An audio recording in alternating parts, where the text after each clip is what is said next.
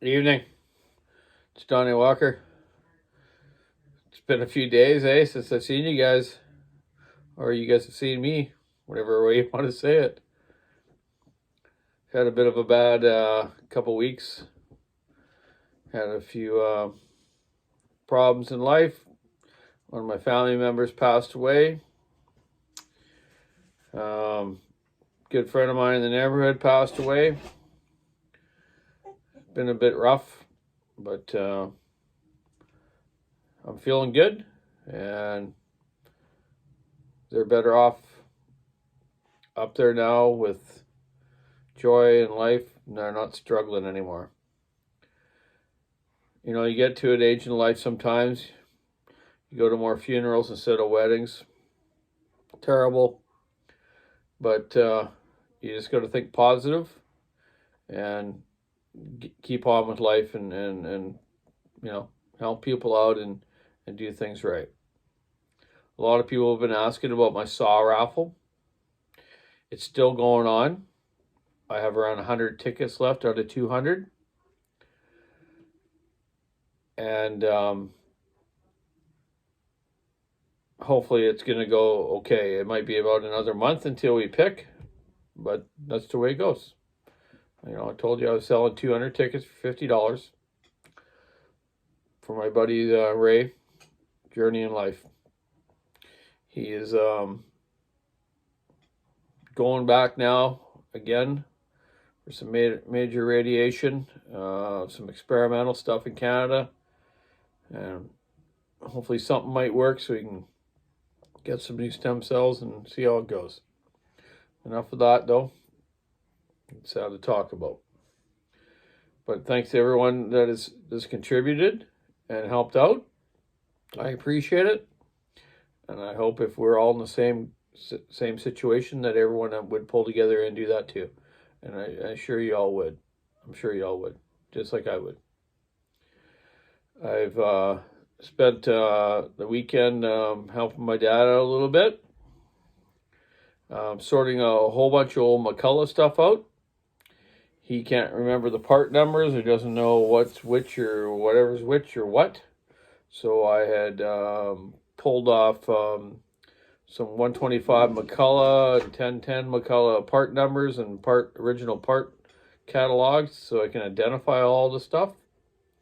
So maybe soon I'm going to have some 125, some 101, some 1010 stuff available if I don't keep it all myself. So see how it goes.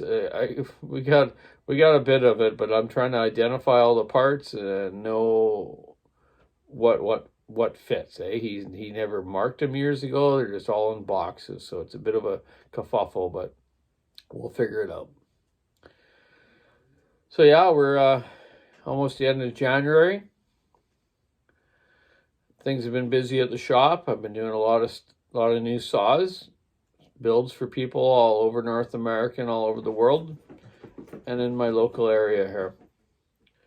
The AutoTune stuff I've really been getting more used to and familiar with. I even joined a group called Husqvarna AutoTune, which is cool. So people can relay messages and try to figure out stuff right.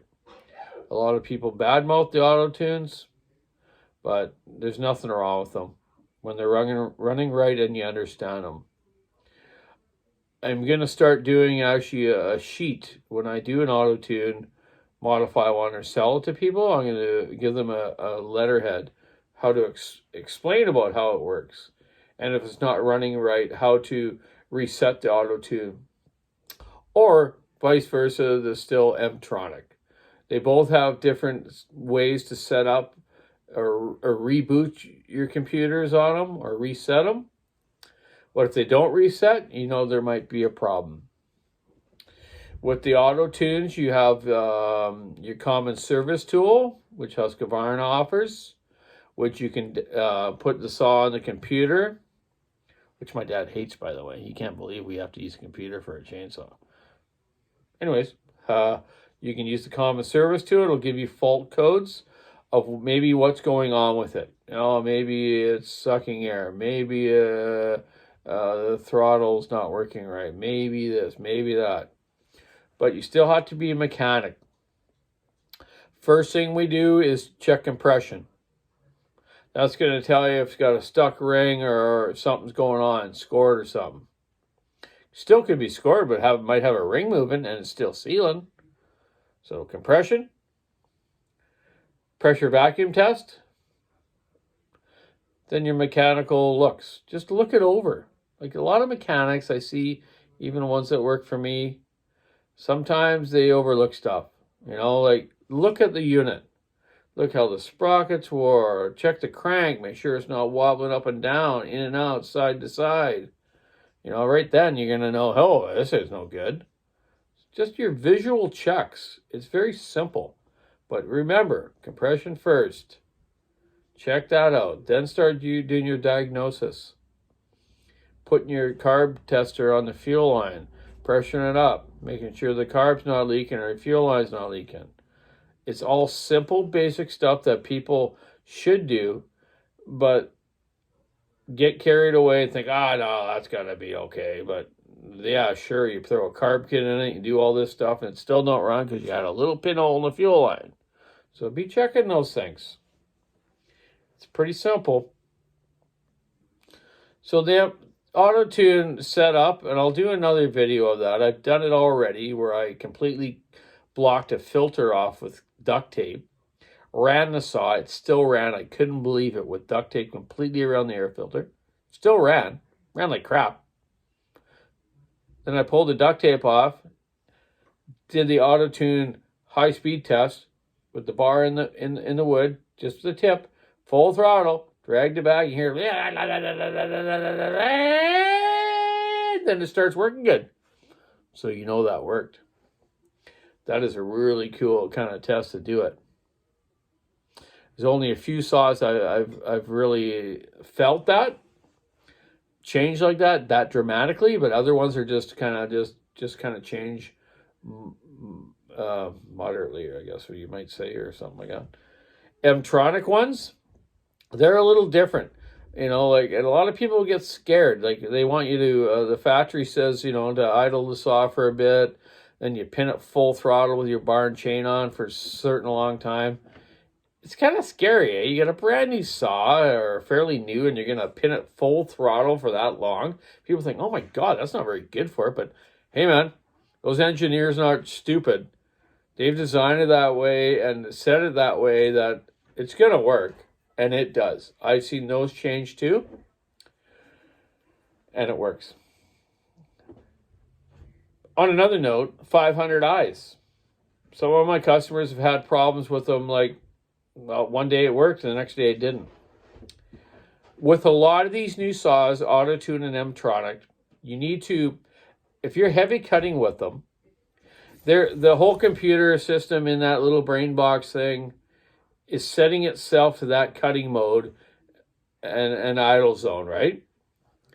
So if you're heavy cutting like that and just pull out of the tree or out of your bucking, whatever you're doing, or firewood log or whatever, don't just shut it off right away. Let them all idle for a few minutes. Not a few minutes, but, you know, at least a couple, okay? Let it idle. It finds its perimeters again and searches for back to its idle zone. And when you run it again next time, it'll be better. Some of the 500 eyes that I've had problems with, or other ones like Husky AutoTune, when they're brand new, you should start them up and just let them idle for 5 to 10 minutes. Let them idle, shut them off. Start them back up again. If you have a log or something, you can at least do a cut with it. But, you know, they tell you this to do still in Husky, but how many customers really want your saw to be dirty, covered with sawdust when you buy one, right? You can't just go out when you're at a dealership and run a saw like that when you're selling something off the shelf and go out and cut with it and come back and clean it all off and do it again and give it to the guy, you know. Or you have to do all that to them before you sell them. That's ridiculous. So if you are having problems with any like the AutoTune or M-tronic, yeah, like I say, let them idle, then do that. But normally with new saws that are going out the same day, consumer type ones, we'll just start them up, let them idle for 5 minutes, rev them up a little bit, and shut them off. And hopefully the person goes home and runs it right. But the reason I said I was going to do like this little note or to put with the new saws is so people understand these new systems. So if a guy buys an AutoTune, he buys it from me here on Vancouver Island. We're about, I don't know, 1,000 feet above sea level at our shop. It's adjusted to that spot when I've ran it. Now, buddy from, let's say Portland or something buys it. He's pretty much at sea level there. He has different gas, different oil, different temperature. It has to adjust to that. So when the customer gets that saw from us or from anyone, he should just start it up and let it idle, adjust itself to that area, then cut with it. You can either do 4 or 5 cuts like cookies, or you can do the rip like I showed you in the one video. The rip method is putting the nose of the bar in the wood with the Husky, full throttle, and just drag it backwards slowly for about 30 to 40 seconds, and you'll hear the RPM when it peaks its peak power. You know it's set right. It works, definitely. So whatever people want to badmouth AutoTune and M-tronic, they actually work really good. Keeping your air filter clean is a big thing. Air filters are dirty. It compensates for that. Changes the program and the thing. So the next time you put a clean one on, it has to self-adjust. So, you got to still do your maintenance.